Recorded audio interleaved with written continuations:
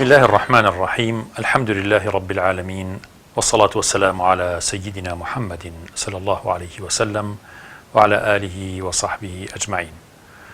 خۆشەویستان و جارێکتر لە بەرنامەی شیرینچا لە کەناڵی ئاسمانی پەیام بە خزمەت ئێوەی بەڕێز و خۆشەویست گەشتمەوە. هیوادارم ئەڵقەم شەومان خۆ ئامادەکردن بۆ مانگی پیرۆزی ڕەمەزان و هەفتەی پێشوازیکردن لە مانگی پیرۆزی ڕەمەزان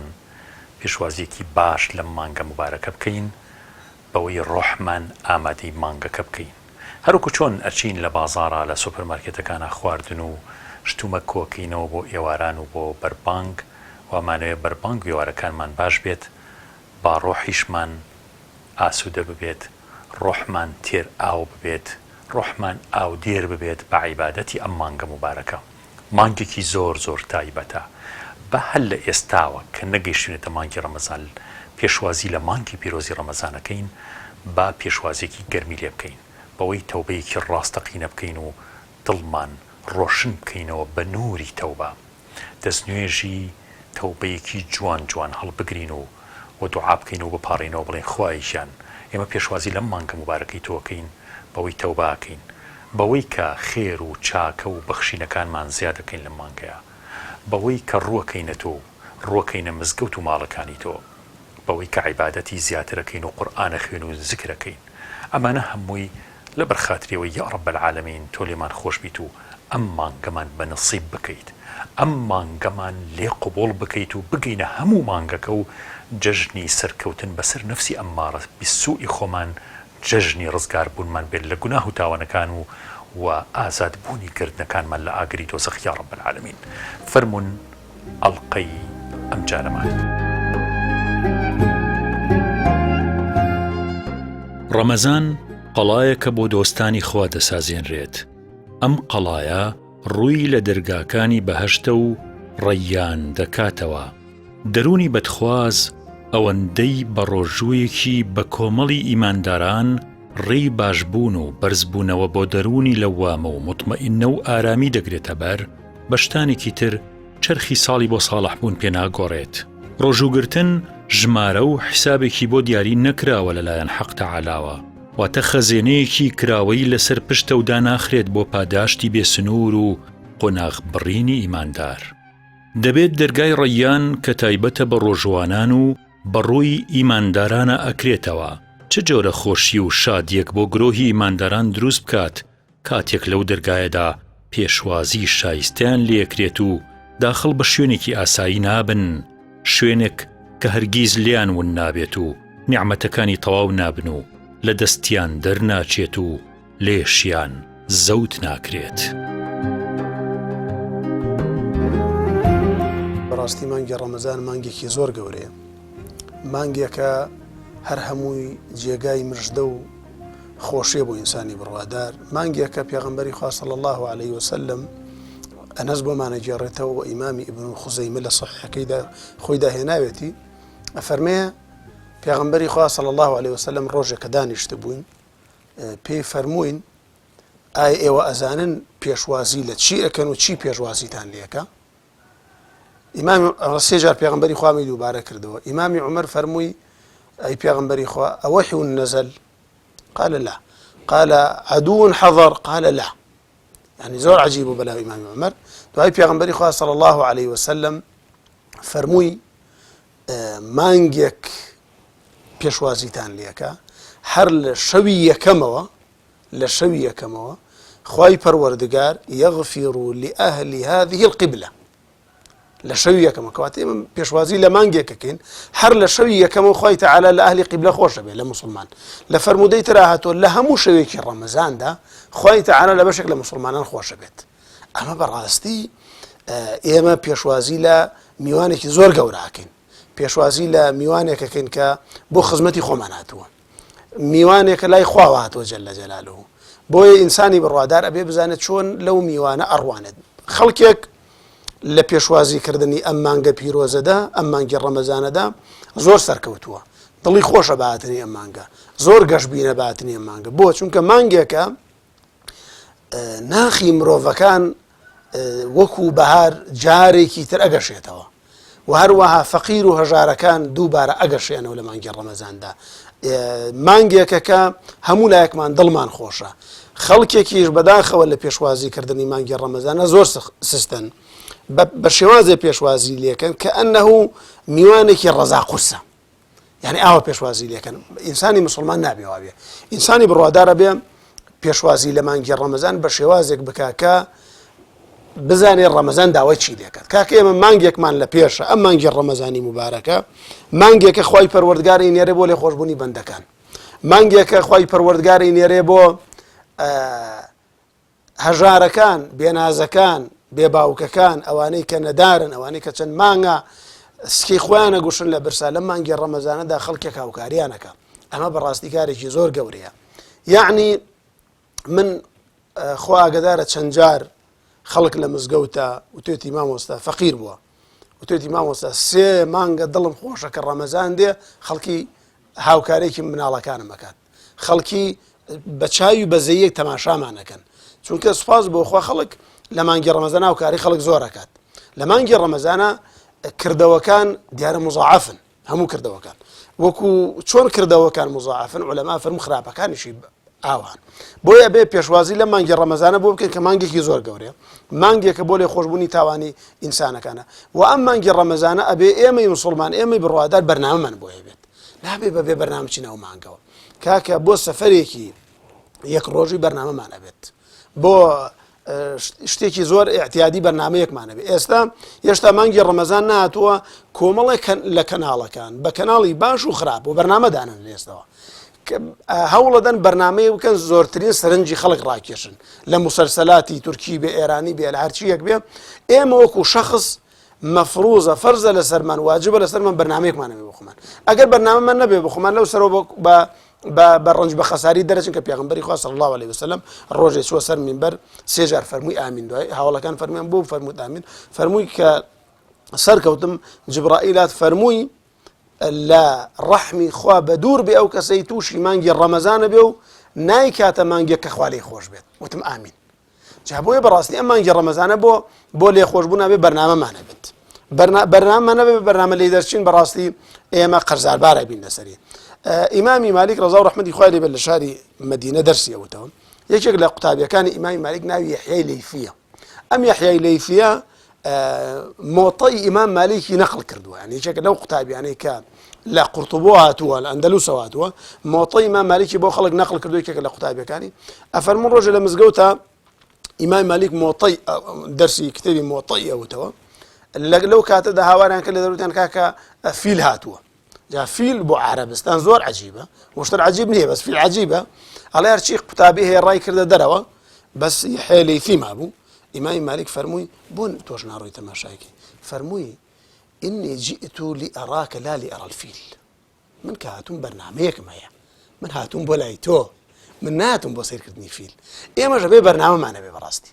فیلەکانی ڕەمەزان زۆرن مەشغوڵمان کردن. فیل هەیە مسەلسەلە، فیل هەیە ڕەفیقی خراپە، فیل هەیە ئەمڕۆ فەیسبووکە بەڕاستی، فیل هەیە خەوزۆریە بەڕاستی. ئێمە ئەبێ لە هەدەفەکەی خۆمان فیلەکانی ڕەمەزان نەمان بن بەولایە. پێغەمبەر صلی الله عليه وسلم ئامۆژگاریمان دەکات کە فیتنەی ئینسانی ئیماندار لە خۆیایەتی، لە ماڵیایەتی، لە مناڵیایەتی، لە دەوروبەرەکەیایەتی، حتا لە دراوسێکەتایە. ئەفەرمێ کەفارەتی هەموو ئەمانە کە تۆ تووشی فیتنابی، تووشی گوناهەبی، تووشی سەرپێچێبی بەهۆی ئەوەی کە تێکەڵی لەگەڵ خەڵکە، لەگەڵ دەوروبەری خۆتا، لەگەڵ ماڵ و مناڵی خۆتا، ئەچیتە ناو بازاڕ، ئەمانە ئەەکەیت. کەفارەتی هەموو ئەمانە فەرمێ ڕۆژووە، نوێژە، سەدەقەیە، چاکەکردنە، بەخشینە، خێرکردنە بە خەڵکی محتاج و فەقیر کە خۆتیان ناسی لە ماڵەکانە بچۆ شتیان پێ ببەخشە. لەم مانگی ڕەمەزانەیە ئەمر بە چاکەیە و نەهی لە خراپەیە. یعنی ئەبێ هەموو موسڵمانێ ئەم حافیزە زۆر بەقووت بێتیایە، هەر گوناهی ئەنجامە درێت لەم وڵاتەیە تۆ خۆت بە بەرپرسیار بزانی بەرامبەر بۆ گوناهە. ئێمەوە پێشوازی لە مانگی پیرۆزی ڕەمەزانەکەین، ینی دڵتان خۆشە مانگی ڕەمەزان. جارە پێشگی بە خێراتنتانەکەم بەخێر بێ مانگی ڕەمەزان و زۆش پێمان خۆشە و یەخوا بەخێر بێ مانگی ڕەمەزان. ئینسان چی بکا بۆ ئەوەی خۆی حازرکا بۆ مانگی ڕەمەزان باشە؟ ینی چی پێویستە؟ سەجاری وایە تۆ چی بۆ میوانیەک، بۆ ماڵێک، یان سەردانی شوێنێکەکەی، سەفەرێکەکەی، کۆمەڵی ئامادەکاریەوێت مانگی ڕەمەزان ئامادەکاری چیەوێت؟ وڵی مانگی ئامادەکاری ئێستا بڵێن بۆ مانگی ڕەمەزانی ساڵن دووشەمە ڕەمەزانە ئیتر خەڵک خۆی لەناو کوردەواریە وا بووە ئیتر خورماکرێ و شتی بۆ بەربانگ ئەکرێت و ئەو شتانێت ئامادەکاری ئەو شتانێت خۆت بارزانانی مریشکەکرێ و گۆشت دەکرێ و خورماکرێ و لوقمە قازێکرێ بۆ مانگی ڕەمەزان یەخوا بەخێر مانگی ڕەمەزان ئەمە وەکو خواردن ئەی خواردنە ڕۆحیەکەمان چیمان پێویستەکە ئامادەی وەکو دینداری ئێستا ئەوە لەم مانگایسە کە وەختی مانگی ڕەمەزانە مزگەوت داخراوە ئیشەڵا پشت بەخوای گەورە وای لێبێ مزگەوتەکان بکرێتەوە بەڕووی مسلمانانە و هەر ئەومان ئەوێت و تەواو شەوەکانی قەدر یان شەوی 15 ڕەمەزان شەوی 10 ڕەمەزان ینی هەر شەوێک لە شەوەکانی ڕەمەزان تاموچێژێکی تایبەتی خۆی هەیە چیەگەین؟ وەڵی تاموچێژی خۆی ئێمە زیاتر لە 27 و 29 ئەمێنینەوە ئەمە بە شەوەکان بە حکمیەوەی کە لە بازار ئیشەکەین زیاتر لە بازار ئەمێنینەوە ئەینا خۆی مانگی ڕەمەزان مانگی پڕخێر و بەرەکەتە مانگی زۆر خۆشە یەخوا بەخێر بە مانگی ڕەمەزان بەتەکی دەی چۆن مانگێکی مبارەکە و بەڕاستی یعنی پێویستە خۆمان ئامادە بکەین بۆی چی بکەین باشە بۆ مانگی ڕەمەزان؟ ینی لە ڕووی ڕۆحیەوە لە ڕووی پەروەردەییەوە پێش هەموو شتێ ڕۆحمان پاک بێ ینیەوە پەیوەندی بە ڕەمەزان و نییە پێش ڕەمەزانیش و دوای ڕەمەزانیش ڕۆحمان پاک بێ بەڵام مانگی ڕەمەزان مانگێکی تایبەتە مانگێکی خۆشە مانگێکە قابلیەوە ئینسان تایە خێر بکات یعنی بەڕاستی چاکە بکات ببەخشێت مسلمانەتی خۆی بۆ خی گەورە دووبارە و سێبارە بکاتەوانێت تا خی گەورەش لە گوناحمان خۆش بێ ئینشاءڵڵا.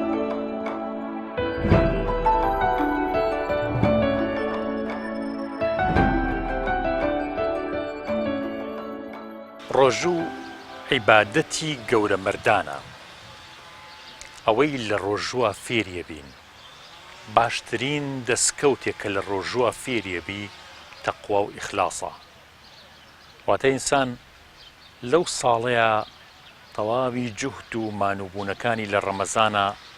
ڕەمەزانە بێتە یارمەتیدەر ئەگەر خۆمان بمانەوێت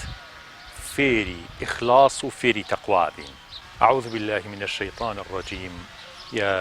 أيها الذين آمنوا كتب عليكم الصيام كما كتب على الذين من قبلكم لعلكم تتقون. ئێمە خوا بکە لە مانگی ڕەمەزانە دەستکەوتی تەقوامان دەست بکەوێت خۆپارێزی لە گوناه ئیتر چ شتێکمان نەبردۆتەوە چ شتێکمان دەست نەکەوتووە چونکە مانگی ڕەمەزان قوتابخانە و فێرگەی فێربوونی ئیرادەیە ئیرادەمان بەهێز بێت بتوانین بەرگەی گوناه و لە بەرامبەر گوناهەکانە ڕابوەستین بتوانین لە بەردەم شەپۆ لە وەهمیەکانی گوناها ڕابوەستین و حەقیقەتی ئیمان بخەینە بەردەمی و نەهێڵین بڕوا بتوانین حەڵاڵ و حەرام بنیاد بنین لە ژیانمانە لە ژیانی کۆمەڵایەتیە دروستی بکەین لە ژیانی کۆمەڵگەمانە ڕەگی پێدا بکوتین بتوانین تێبگەین لە حەڵاڵ و حرامەکان و بزانین خوایەک حەڵاڵ و حرامی بۆ ئێمە دیاری کردووە ئاینی ئێمە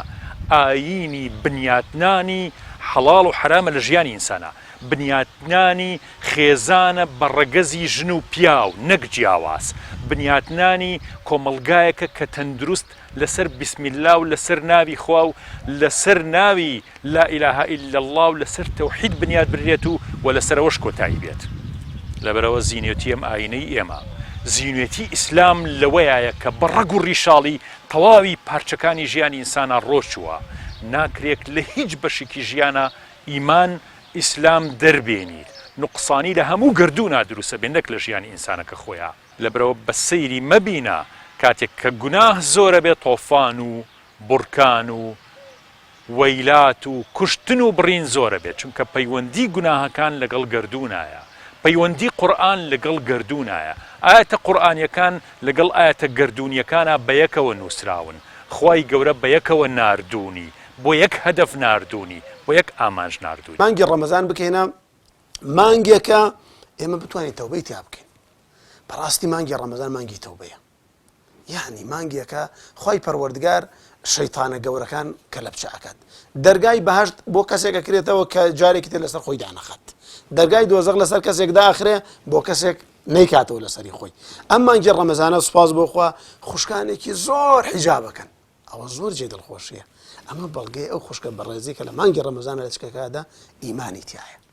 کۆمەڵی گەنجی زۆرمانەیە لە مانگی ڕەمەزانە ڕۆکەنە مزگەوتەکانە مەجێی دڵخۆشیە ئەم کەسانە ئیمانێک لە ناخیان هەیە ئەم مانگی ڕەمەزانە با بکەنە وەرچەرخانێکی ژیانە چەندین کەس بۆ لە مانگی ڕەمەزاندا خوای داهاتیدا و دوای مانگی ڕەمەزان وازی لە عیبادەت نێناوە وازی لە بەندایەتی نێناوە با ئەم مانگی ڕەمەزانە بکەینە مانگی تەوبە مانگی گەڕانەوە مانگی ئەوەی کە خوا لە تاوانەکانمان خۆشە بێ آخر خوایە کە ئەوەندە بەڕەحم بێت کۆمەڵێ وەرزی داناوە کۆمەڵی مناسبەی دانا بۆ ئینسان بیکاتە سەبەبێک بۆ گەڕانەوە یەکێک لە مناسبەکان مناسبەی مانگی ڕەمەزانە یەکێک لە مناسبەکان حەجە یەکێک لە مناسبەکان جومعانە یەکێک لە مناسبەکان ئەو بەڕۆژوبوونی دووشەمان و پێ مناسبەی زۆر یەکێکی لە مناسبەکانە مانگی ڕەمەزانە کە ئینسان بتوانێت تەوبەی تیا بکە بگەڕێتەوە بەلای خوای پەروەردگار کە بەڕاستی مانگێکی گەورەیە ئینسان تەوبەی تیا بکە بەجارێ بگەڕێتەوە واز لە تاوانەکان بێنێ و هەروەها کارێکی تر کە زۆر گرنگە ئێمە تیایی بکەین لە مانگی ڕەمەزاندا سوپاسگوزاری خوا لەسەر ئەم نیعمەتە ئێمە ڕەفیقمان زۆرە وفاتیان کردووە ئێستا ئێمە ماوین گەشتین بەم نیعمەتە پێغەمبەری خوا فەرمێ خەیر الناس من طال عمره وحسن عمله باشترین ئینسان ئەوەیە کە تەمەنی درێژ بێ کردەوەی چاک بکات تەماشاکە لە سەردەمی پێغەمبەردا صلی الله عليه وسلم دوو برا وفاتەکەن یەکیان شەهیدە بێ لە غەزایەکە یەکیان دوای ساڵێک وفاتەکە لە سەرجێ سەحابەیەک فەرمووی پێغەمبەری خوا خەوم پیانەوە بینی ئەوەی کە لە جیهادا شەهید بوو دوای براکەی چوە بەهەشتەوە چۆن شتی وابی پێغەمبەری خوا فەرمووی یەک دانە ساڵ ئەم عیبادەتی زیاتر بوو لەو ئێمە کە گەشتینە مانگی ڕەمەزان چیتیایە کاکە تەناق ختمێکی قورئان ئینسان ختمێکی قورئان بکە قورئان نزیکی 300,000 وشەیە 300,000 وشە بەنەسی فەرمودەی پێغەمبەری خوا صلی الله عليه وسلم هەر حرفێک خوای تەعالا لەدەوە دەست پێکە لەنەوە دەست پێ ناکە بۆ خێرەکەی یعنی لەنەوە دەست پێ ناکە لەدەوە بەپێی نیەتی ئینسان دەی 300,000 وشە ضەربی دەکە تقریبا بەلای کەمەوە تقریبا 300 ملیۆن چاکە بەس لە خدمەی قورئانە لە نوێژەکانە ئەم ئینسانە بەس لە نوێژدا یعنی مجرد نوێژە فەرزەکان لە مانگی ڕەمەزانە کە ئەنجامدا نزیکەی 150 بەس نوێژی فەرزە ئەم 150 فەرزە تۆ هەموو ڕۆژە 17 ڕەکعاتەکەی سی ڕۆژەکەی ڕەمەزان ضەربی 17 چەندێکە کات ئەم لەیلەتول قەدرە کە بە قسمەتی ئینسان بێ 7 ئەوەندە ساڵەکات خێر پاشان سبحان الله بەس سبحان الله و الحەمدولله و الله ئەکبەر ئەمانە دوای نوێژەکە دوای 5 نوێژەکەی ڕۆژ ئەنجامی بدا تەنها یەک زیکرێکیان نزیکی 450 جار ئێڵێتۆ یەک زیکرێکیان ئێمە هەمووی کۆکەیتەوە ئیدەن ئێمە سوپاسی خوا بکەین کە خوای تەعالا ئێمە گیانە مانگی ڕەمەزان سەلەفی ئەم ئوممەتە ڕەزا و ڕەحمەتی خوایان لێ بێ ئەفەرموون ئێمە 6 مانگ دوعامان ئەکرد خوا بمانگەنێ مانگی ڕەمەزان 6 مانگی دوعامان ئەکرد خوا لێمان وەرگرێ جا بەڕاستی کە گەشتینە ئەم مانگی ڕەمەزانە خوا تەمەنی باقی کردن خەڵکێک وفاتیان کردووە ئێستا ناتوانن سبحان الله بکەن ئەوە بەڕاستی سوپاسی خوایەوێت ئەبێ سوپاسی خوا بکەین کە خوای تەعالا ئێمە گەیاندووەتە مانگی ڕەمەزان و ئەتوانین مانگی ڕەمەزان بە ڕۆژوو بین یەک ڕۆژ بە ڕۆژوو بوونی مانگی ڕەمەزان 7,000 ساڵ ئینسان لە ئاگری دۆزەخ دوورەخاتەوە ئەی تۆ 30 ڕۆژ بە ڕۆژوە بیت بەم خێر و بەرەکەتەی مانگی ڕەمەزان پاشان لە مانگی ڕەمەزاندا با ئێمە بتوانین یەکێکی تر لەو کارە گەورانەی کە بیکەین کە پێغەمبەری خوا فەرمێ صلی الله عليه وسلم هەر کەسێک نانی ڕۆژوانێک دابین کات نانی ڕۆژوانێک بدات خوای تەعالا هەمان ئەجر و پاداشتی ئەوی بۆ ئەنووسێت کە بە ڕۆژوو بووە بەبێ ئەوەی لە کردەوەکەی کەم بێتەوە کردەوەی ئەمە کەم بێتەوە یاتوو ئەم مانگی ڕەمەزانە مانگێکە با چیتایە هەر یەکێکمان منداڵێکی هەتی و جلی وەک جلی مناڵەکەی من وابێت ماڵە دراوسێکەم ئەم مانگی ڕەمەزانە ژیانی وەکو من وابێت ڕەحم و بەزەیم زیاتر بێت ئەم مانگی ڕەمەزانە مانگی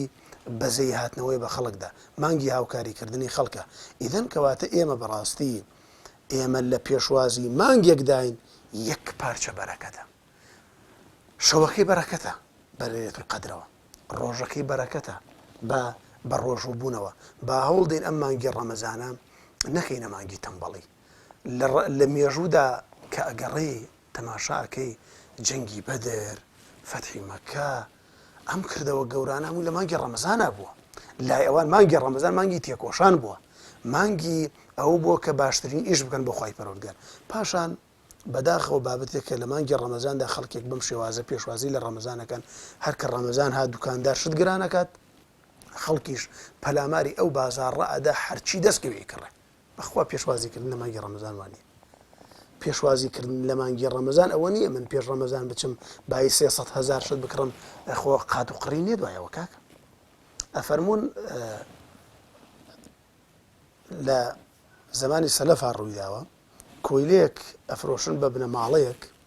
دوای ئەم کۆیلە لای ئەو بنەماڵە ئابێت ئافرەتێک بووە کە لای ئەوان بووە پێش ڕەمەزان چوونە شتیان کڕیوە خواردنیان کڕیوە زەخیریان کڕیوە فەرموو توێتی و بووە هاکەن توێتی بە ڕەمەزانە توێتی سبحان الله أنتم لا تصومون إلا في شهر رمضان تيو برجونا بني لا رمضان نبي تيان أرى الله والله جئت من عندي قوم من لا قوم يكواتم السنة كلها رمضان عندهم من لا قوم يكواتم صال دوان زمان رمضان تخواب مفروش نوبان باب سمو بالعيوان بيشوازي كردنا ونابد بيشوازي كردن بالروحيتي برزوا ببراستي كاكا ميوانيك أم ميوانيك بارشا بركته بۆ یەکسانی فەقیریت دەوڵەمەنیت نێریت مێ ئەبێ بە ڕۆژوو بیت وەکو یەک دەوڵەمەند بۆی نییە یەک دەقە پێش فەقیر ڕۆژوو بشکێنێت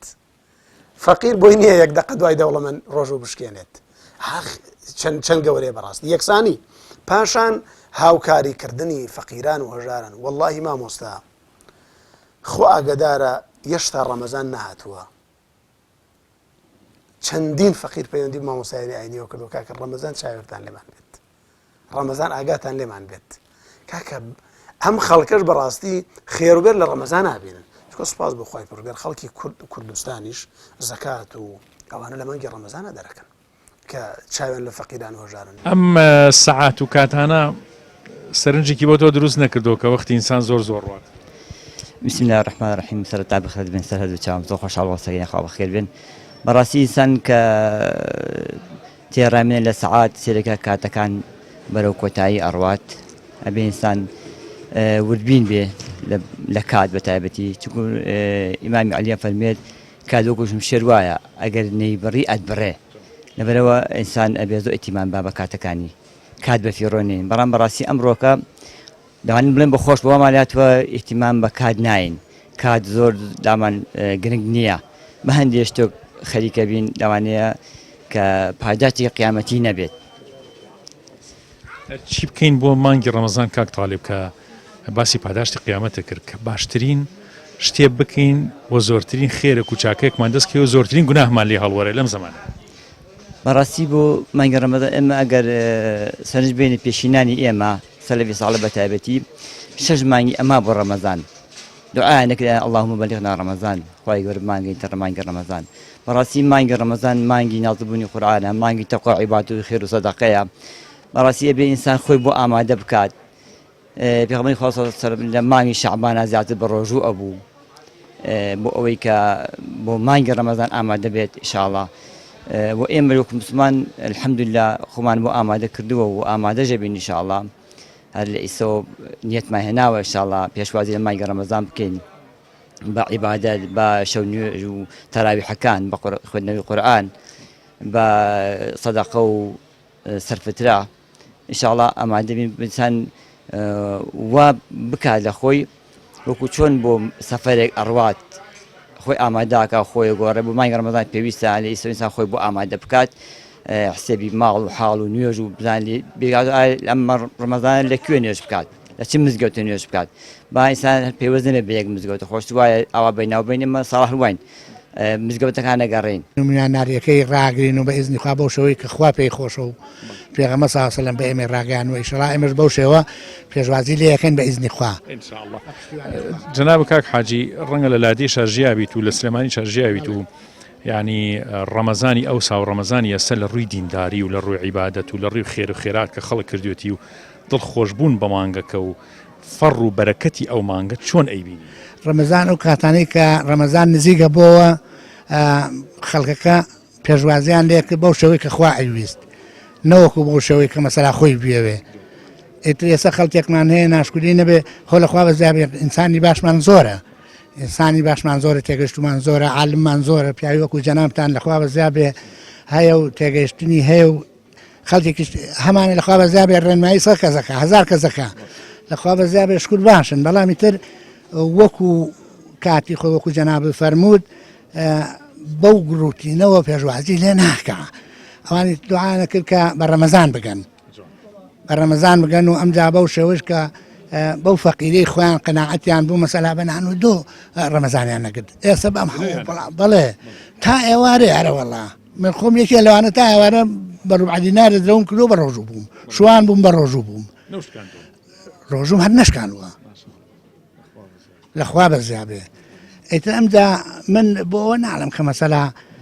خوا نەخواست خۆڵ کێشان و شتی ئەوەیتیا بەڵام شتەکە هەر خوا هیدایەت یابووین بۆ خوا بوو بەڵام خەڵکێکمان هەیە من خۆم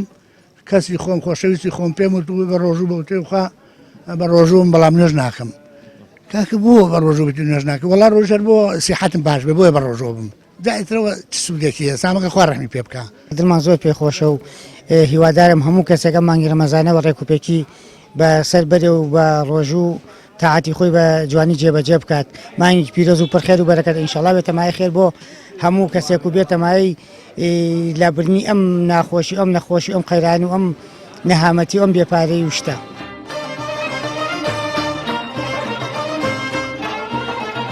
دەرگای ڕیان یەکێکە لە دەرگا گەورەکانی بەهەشت کاکرێتەوە بۆ ڕۆژوانان و بۆوانەی کە مانگی پیرۆزی ڕەمەزان بەڕۆژوە بن ئازانمە بێ ئەو دەرگایە چەند پڕ بێ لە موبارەکبایی پڕ بێ لە سەلام پڕ بێ لە بەخێراتنی موسڵمانان کە لەو دەرگا واچنە ژوورەوە ئەخیر کەسکە لە دنیا بەڕۆژوو بووە کە لەو دەرگا چۆ ژوورەوە یان لە دەرگای ڕێیانەوە قبول کرا بێتە ناو بەهەشت ئیتر دوای ئەوە دەرگای ڕێیان داخرێت یعنی خاص تایبەتە بە بەوانەی کە بەڕۆژووە بن خۆشببختی بۆ کەسانەی کە لە مانگی پیرۆزی ڕەمەزانە زۆرترین هیممەتیان هەیە بۆ بەڕۆژوو بوون خۆشببختی بۆ کەسانەی کە سونەتەکانی ڕۆژوو زۆر بە جوانی جێبەجێەکەن خۆشببختی بۆ کەسانەی کە لە مانگی ڕەمەزانە ئەبنە تەقواکار خۆیان ئەپارێزن خۆشببختی هەر گەورە بۆ ئەو موسڵمانانەی لە مانگی ڕەمەزانە تەوبە ئەکەن باڵاپۆشیەکەن دڵیان داپۆشن بە ئیمان و بە نووری ئیمان چونکە وەختێ تۆی خوشکێکی ئیماندار سەرپۆشەکەتەیە بەسەرتا قەرارەیە هیچ قسەیەک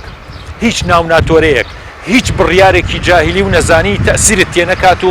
سەرپۆشەکە لا نەبیت توخوا حیف نییە لە 15 ڕەمەزانە قەراریەوە نەدەیت و بڕیاریەوە نەدەی کە ئیتر من سەرپۆشەکەم لا نابم ئەم بەرگی حیا و حورمەت و ئیمان و جوانیەی کوردەواری و ئیمانداری و موسڵمانەتی لا نابم ئاخر تۆ کە وەختی حیجابەکەیت و باڵاپۆشیەکەیت شوێن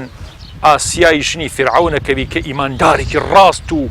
قەڵایەکی بەهێزی ئیماندار بووە شوێن حەزرەتی مەریەمەکەوی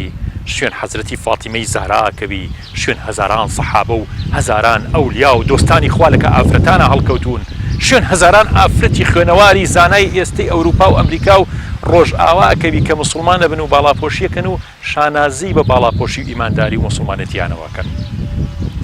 لەبەرەوە ئەو قەرارە ئێستا لە دڵی خۆتە بڕیار بدە و ڕایشی بگەینە بە دەوروبەر و خزمەکانت بەڵێ من دوای مانگی ڕەمەزان ئینشا ئەڵڵا ئەم جلی حیا و حورمەت و شەرەف و کەرامەتە لە ناو نابم جارێکتر لای نابم ئەمەش مانای وانییە کە ئەو خوشکانی کەوا باڵاپۆش نین خراپن نا بەس ئەمە هیممەتی بەرزە مانای وایە قەرارێکی زۆر زۆر گەورەی یاوە بڕیارێکی زۆر جدی یاوە لە ژیانی خۆیان کە باڵاپۆشی بکات و ئیلتیزام بکات و تەوبە بکات باجی گوڵە جەنابەت چەند ساڵە بە ڕۆژووە بیت چەند ساڵە بیرم کردو پام کردو بە ڕۆژوو لەکوێ بوون ماڵمان لە لادەیە لە چقڵاوە لای پلەکەی تانجەن ماڵی باوکم لێ بوو ئەسڵێن خۆم ئیسە لە ئاریاوە زەواجم کردووە ئیسە لەم دوکانی سەرپۆشیە ئێمە هاتینە خزمە جەنابەت ئەم سەرپۆشانە ماوەیەکی تر لە ڕەمەزانە خەڵک ئافرەتان زۆر سەرپۆش لەسەرکا و دەستیان خۆش بێ و ئینشەڵا بەردەوام بن و لای نەبن نەسیحەتی تۆ چییە بۆ ئافرەتان کە خۆیان داپۆشن و دینداری زیاتر بکەن و اهتیمام بە دین بن و قورئان بخوێن و زیکری خۆی گەورە بکەن وڵی کاکە من حەزەکەم هەموو ئافرەتێک هەموو ئافرەت باڵاپۆش بێ دایمە لەسکی بەسەرەوە بێ دایمە داپۆشراو بێ. جنابتان خوا بزای باڵاپۆشن و لەم دوکانی سەرپۆشیشە ماوەیەکتر خەڵک ئافرەتان زیاتر سەرپۆشەکەنە سەریان. حیجاب چی بە تۆ بەخشیوە؟ وەڵی دڵنیایی متمانە چکە کاتێکە تۆ بە ڕێگەیەکە ئاڕۆیت کاتێکە بۆ نمونە سەرپۆش لە سەرانیە یان چلەکەت بنەوەیەکە خەڵک بە تایبەتی پێوان بە جۆرێکی تر سەیرەکەن کاتێکە تۆ سەرپۆشەکەیت یاخۆ جلێکی داپۆشرا و ئەوە زیاتر متمانە و دڵنیاییە بە ئافرەتەکە. لە مانگی ڕەمەزانە زیاتر قورئان خوێندن و یادی خوا و زیکر و دڵت خۆشە مانگی ڕەمەزان نزیکە بێتەوە؟ بە دڵنیایی هەموو مسلمانێک پێی خۆشە کاتێکە بۆ نمونە مانگی ڕەمەزان نزیکە بێتەوە بەرەکەت ئیمان هەموو شتێک زیاکا لەو مانگایە بێگومان هەموو کەسێک دڵی پێی خۆشە بێت. چۆن خۆتی بۆ حازرەکەی؟ وەڵی ئیتر بەرنامەکان ئەگۆڕێن بۆ نمونە تۆ قورئان خوێندن زیاد ئەکات هەرچەنە لە مانگەکانی تریشە هەر قورئانە خوێندرێ بەڵام ئیتر لە مانگی ڕەمەزانە زیاد ئەکات و اینجا بە تایبەتی بۆ ئافرەت زۆر جیاوازە لەبەرەوەی سەفرە خوان زیاد ئەکات اینجا پارشێوان ئەو شتانە یعنی زۆر باشە. ئەو خزمەتەی کە بڵین تۆ کچێک لە ماڵی باوکتایە خود ئافرەتێک لە ماڵی مێردەکەیە هەمتر قورئانە خوێنێ هەمتر خۆی حازرەکات و سفرە بۆ ماڵەکە حازرەکات یعنی خێرێکی زۆر گەورەیە بەڕاستی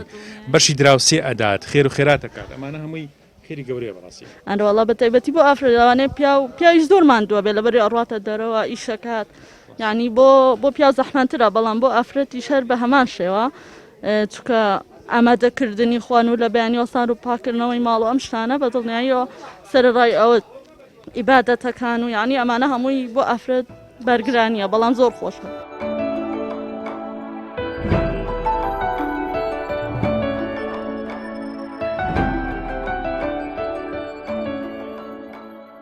ئەم مانگی ڕەمەزانە بێ زۆر دڵمان پێخۆش بێ واللهی ئەبێ ئەوەندە دڵمان پێخۆش بێ بەهاتنی ئەوەندە دڵمان پێخۆش بێ بەهاتنی بە هیچ جۆرێک ناڕەحەتی ڕوومانتێ نەکە چونکە بەردەوام لە خێر داین ئێمە بەردەوام لە خێر و پاداشتێکی زۆر گەورە داین خوای تەعالا دوژمنێکی بۆمان کۆت کردووە کە ئێمە بەردەوام بەدەستێەوە ئەناڵێن بە ئومێدی ئەوین کە خوای تەعالا بمانگەێنێت هەموو مانگی ڕەمەزان بتوانین بە ڕۆژوو بین شەوەکانی بتوانین شەو نوێژ و تەراویح بکەین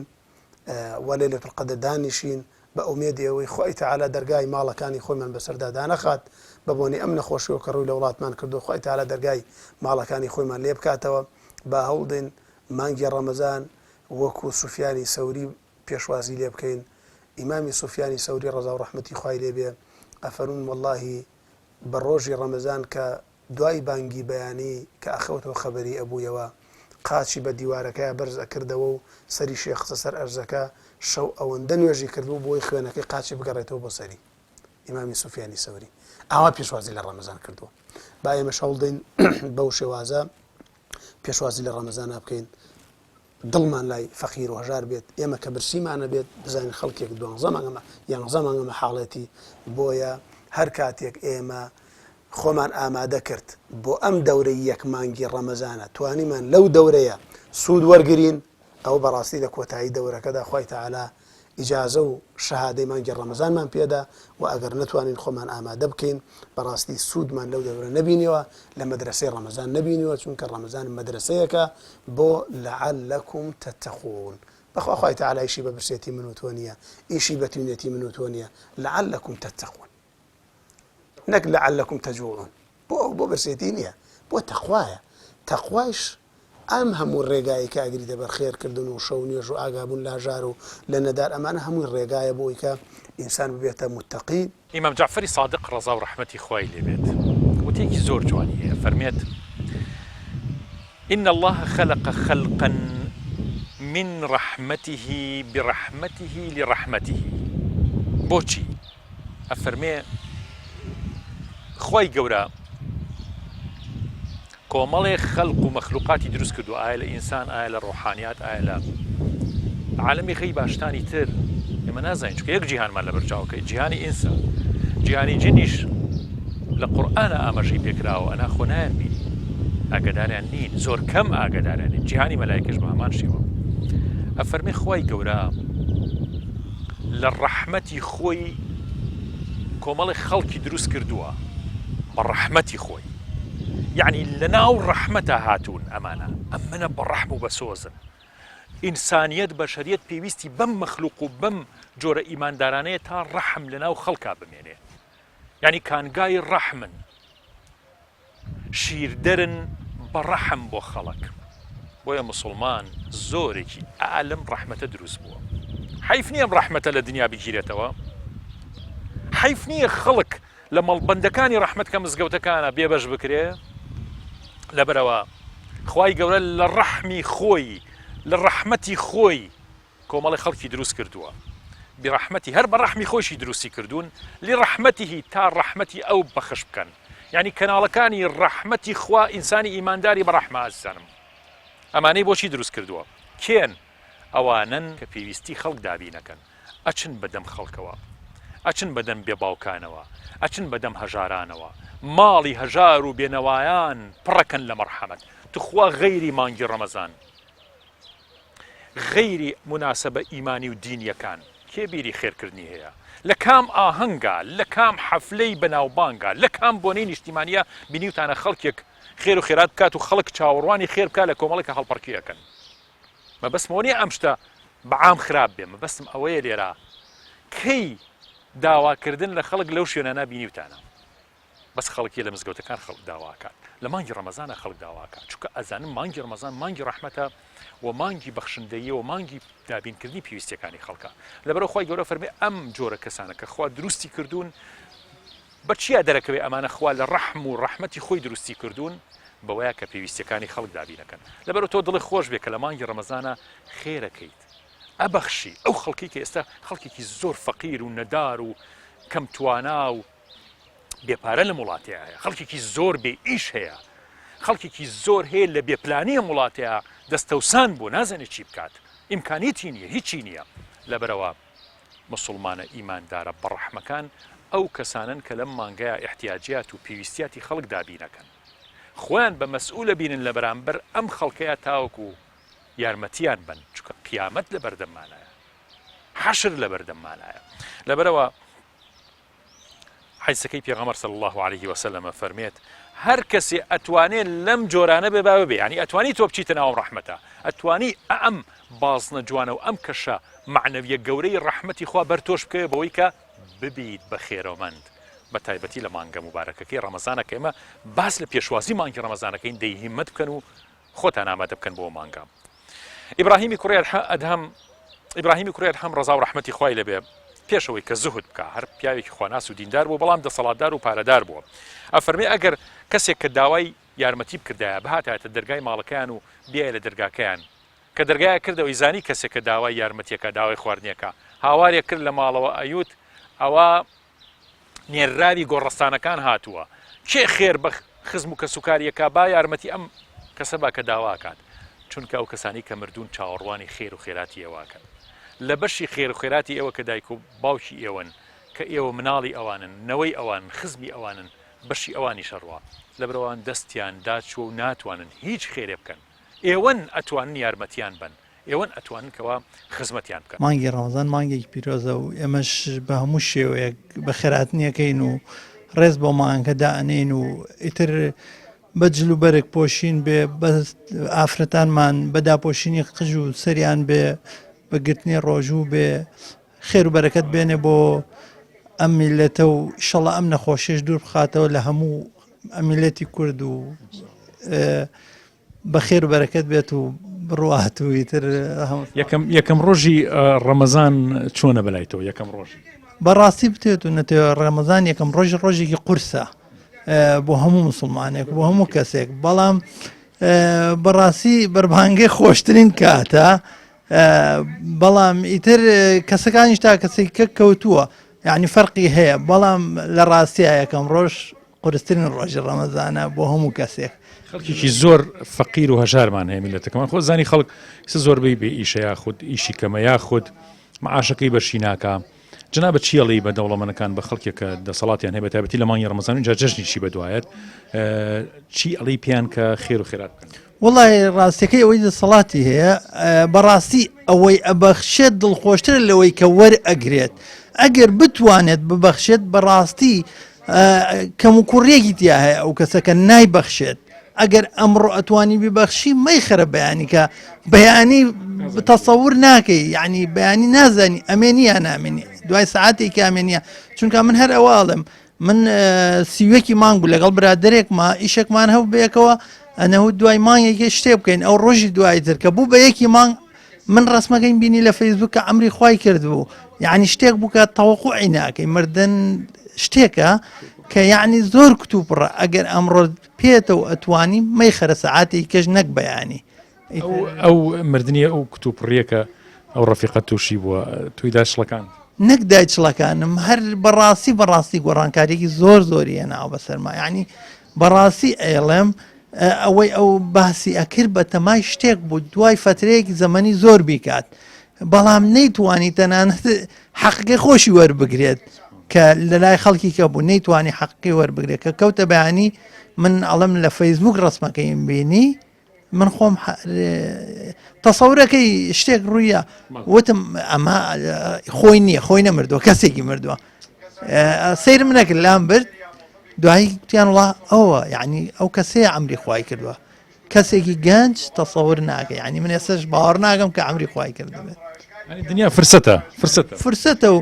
فرسەتیش ئەوەیە کە هەموو شتێک لە ژیانە فرسەتێکە ئەگەر ئەم دقەیە نەتوانی فرسەتەکەت جێبەجێ بکەیت دواتر لەوانەیە فریان نەکەی ئەو فرسەتە بەجێبێنێ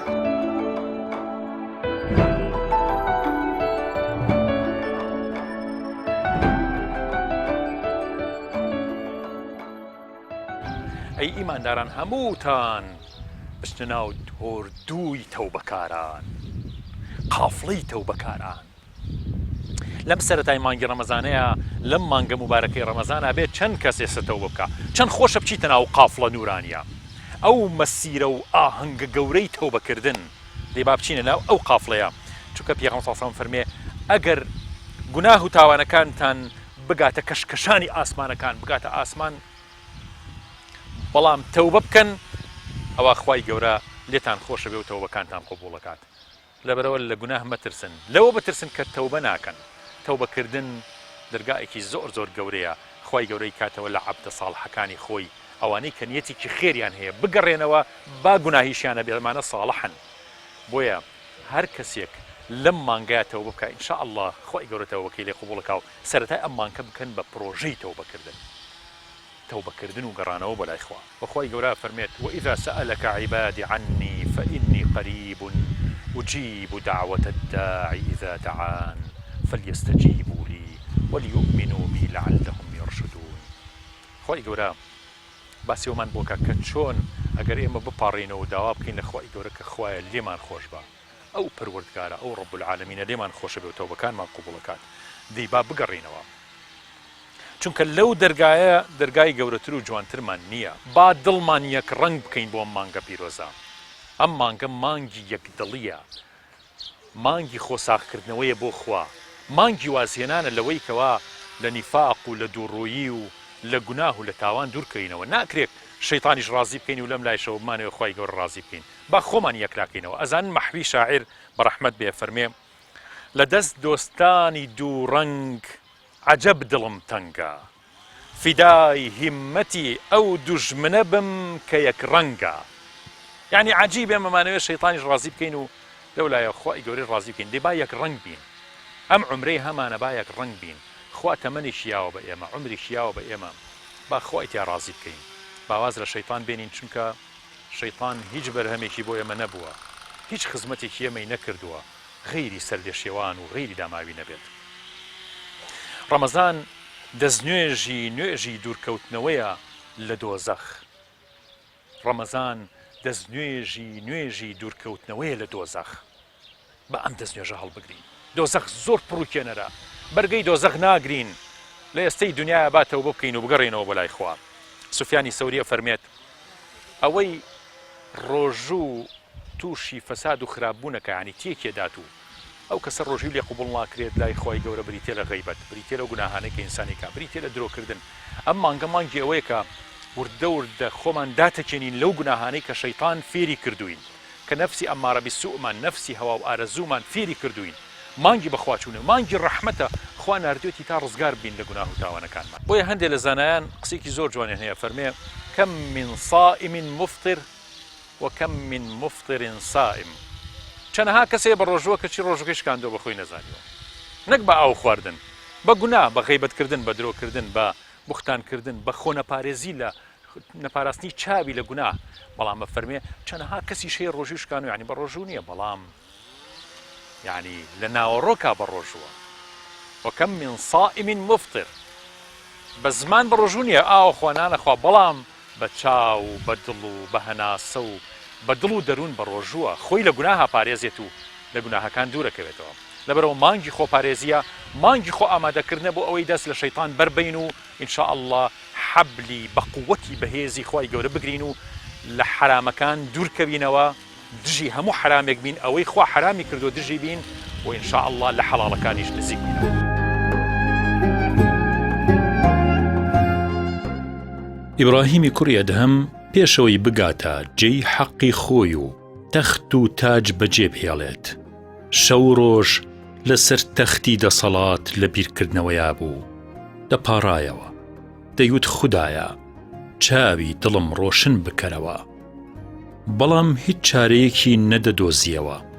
ڕۆژێک لەسەر تەختەکەی خەوەی باتەوە، چاوی داخراو بوو،